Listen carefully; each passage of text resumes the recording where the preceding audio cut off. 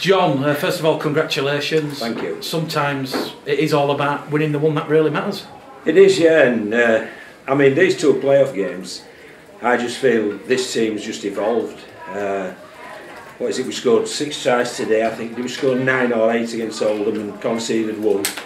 And that was when the chips were down, when it was the tough old, you know, it was sudden death, it's trapdoor rugby, and they've really, you know, fronted up and they've gained promotion in the way specified prior to the season. So I'm delighted with that, and I'd just like to congratulate the players, because it's been a tough season. You know, when you're there to be shot at and they're the ones after you every week, it does get tough, but I think that's hardened them up for these 2 playoff games, and I think this team is evolving and it will be better next year because we've got stability and we're going to add quality.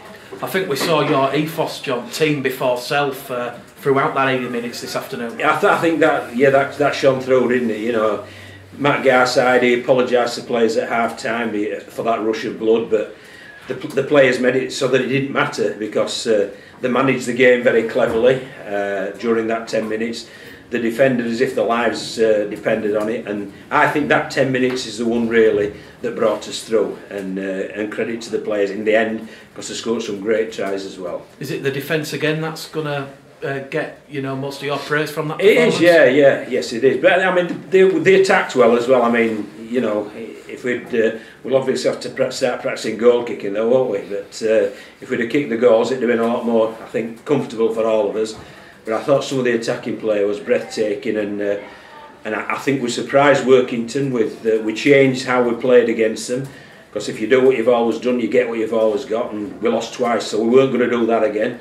We changed how we attacked them, and I think it came up trumps, you know, as indicated with the scoreline. And I think that shows a great deal of patience and also maturity in knowing that when it got to 12-8 and there's only 4 points in it and it's getting a little bit grubby and niggly, that, you know, your side didn't go into that sort of, you know. No, they didn't. No, I thought they kept the discipline really well. You know, I thought there was 1 or 2 harsh penalties against them. But, you know, that's by the by. We'll ride with that, because, you know, ultimately, all that mattered today, we said, in all the build-up, it's just the W against your name, and they've got that, and because they've got the W against the name, they've got promoted, and it's a great feeling. But obviously, I think next year, we won't be the team to be shot at all the time. We'll be just one of many, so that'll be a bit of a relief to us all as well. Jai Hitchcock's a well-deserved hat-trick of tries. Yeah, he didn't do bad, did he? You know, I mean, he played. You know, as you know, Mick, I watch a lot of rugby league, and when Jai came over to Featherstone, I thought he's fantastic. And then obviously he's been to Cass, and then we managed to get him on loan here, and I thought he was magnificent today. And you know, I don't like singling players out, but you know, it wasn't just the tries he scored. It was when he was in yardage as well. He caused them all sorts of trouble. We wanted to go at their big men with footwork and make them keep working in that middle channel, and we did, and I think it paid off. And obviously Liam Kirk, he might not have scored a try this season, but he got a hero's reception after getting up after that massive collision with Fui Moy. Yeah, he's a good kid. You know, he's 21 years of age, is that kid, and he's playing in the engine room, and he's improved as the season's gone on, and obviously really pleased that there's no lasting damage, but he was sort of concussed, so we'll have to go through all the protocol to make sure he's ready for when we're playing the championship. Is it extra special, John, with over 50% of the squad out there on the field being born in the city of Bradford? It is, yeah, it is. We're very proud of that. You know, it's an ethos that Andrew Chalmers wants us to buy into. John Bastian and Lee Beattie and company, they really can identify and develop talent. So if you've got that on your own backyard, you really use that. And you know, if you look at Ross Oakes, there's Ethan Ryan, there's Kirky, there was young Brandon who sat on the sideline. So, you know, we've got some good Bradford-born players coming through, who've come through the Bradford system. But we've got some good lads as well who've come from outside and have taken on our standards and our beliefs and our principles. Do you think these younger lads, they've learned so much over the year? Do you think you can take them with you into the championship? Definitely, yeah, yes, definitely, yeah. We've had the mantra that we're trying to build a championship team.